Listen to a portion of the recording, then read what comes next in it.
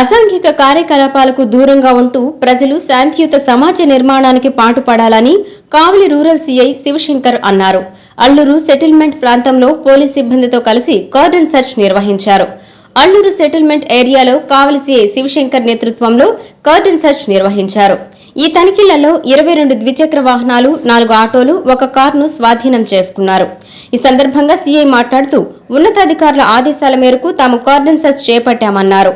ఈ కార్యక్రమంలో Alluri SI Srinivasa Reddy, Alluri, Dagadarthi, Bogolu police సిబ్బంది తదితరులు పాల్గొన్నారు.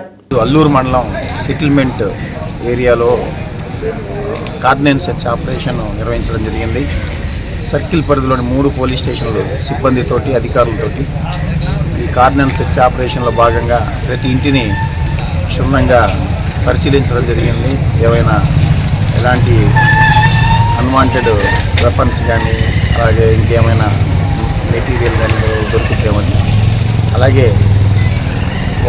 దానిలో భాగంగా ఒక 22 మోటార్ సైకిల్స్, ఒక 4 ఆటోలు, ఒక కారుని కూడా మా కస్టడీలోకి తీసుకోవడం జరిగింది.